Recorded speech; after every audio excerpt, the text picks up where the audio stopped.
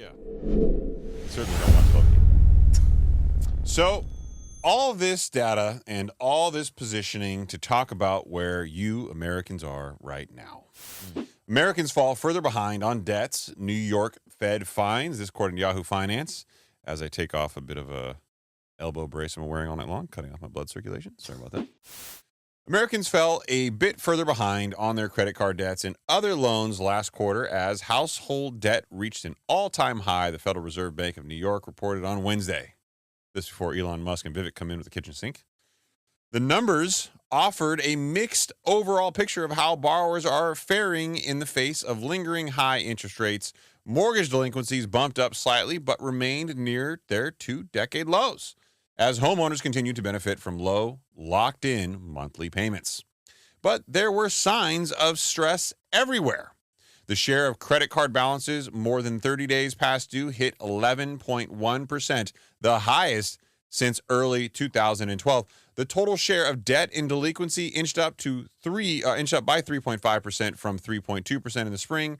The country's overall debt load reached a new peak of $17.9 trillion, thanks to across-the-board growth in mortgage, auto, credit card, education, and other consumer debt. Every single one of those categories went up. In a positive development, because, hey, we're not all negative here, incomes have grown faster than borrowing, the New York Fed research noted in a blog post, meaning that most households may be better positioned to handle their obligations. I disagree with that, but whatever. The country's collective debt-to-income ratio in the third quarter was 82% compared to 86% pre-pandemic. Neither one of those, in my mind, are good numbers, but we have a chart here to show it to you from Yahoo Finance. Haroon's going to bring it up here. You got a bar chart with yellow bars and a red line. The red line is the debt-to-income ratio, and the yellow bars are the total debt by year. Haroon, you bring it up on screen, or did you just click it to make it look like a weird color? I was going to bring it up, but it was pretty big. That's what she said. I had to. I mean, it was right there. There you go. All right. So as you can see here, the total debt to income ratio is kind of floated up and then floated slightly back down. In my mind, these are not significant departures. What is important is the total debt has crept up. So the debt to income ratio, in my mind here again, is a little bit swayed by the fact that the cost of living has increased by about 20%. Cost of living, exactly, has increased, and a big reason as to why this household debt, has increased upwards of 150% is it's the compound interest, right? It's the interest adding on top of the interest, and that's what's really going up, and people needing to use their credit to make ends meet. So I would say that inflation is having a bigger bite out of most Americans' wallets, and that they might have a little bit more income, but they're also paying a whole hell of a lot more in credit card debt. Delinquencies are creeping up, even though the home delinquencies are not, which is fine. Not all recessionary economies have to be housing recessions. But we do need a housing correction in value in order to get us back to what I would call normalized affordability, which we are far, far away from now. Right. We are in the midst of an affordability crisis. And Haroon, if we can go down to the next article while we're here. Well, I have a question, man. We've been doing this for 2 years now. Everything just keeps going up, up, up. Debt, debt to income ratio. Yep.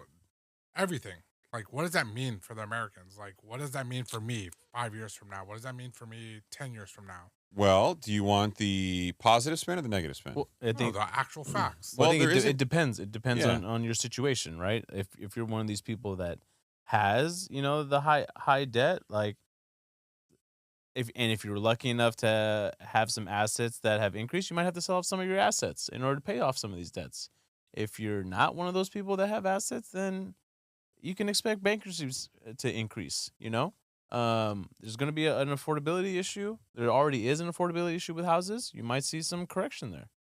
So I will give you a couple different perspectives. You can adopt whichever one you think is more applicable to your life. Okay. If I were an older American, and I would say I've been in this country for 70 years. I've seen a lot in my lifetime.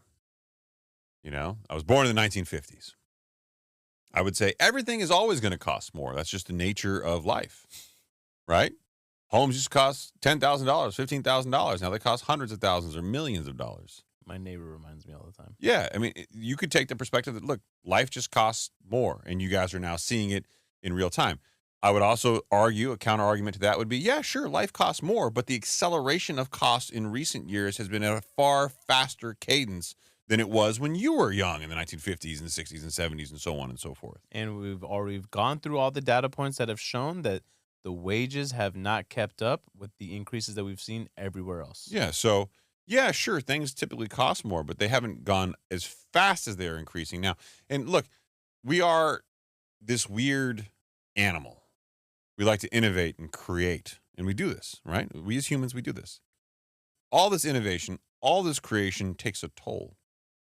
And the economies over time have started to accelerate, just like the national debt, into the trillions.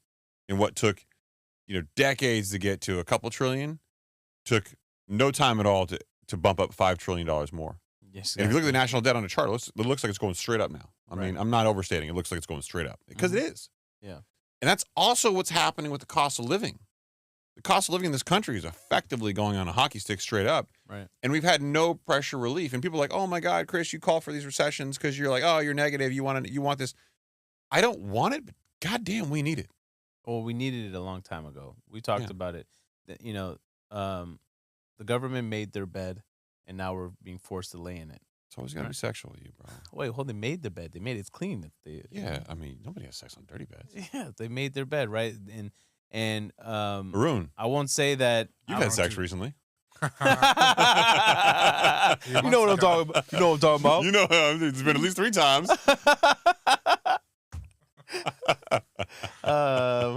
Jesus, man. It's true. Stay on track. You brought it up at the top of the show. Oh, me? Yeah, well, he and you brought it up. Okay. You were told before me. Shame on you, by the way.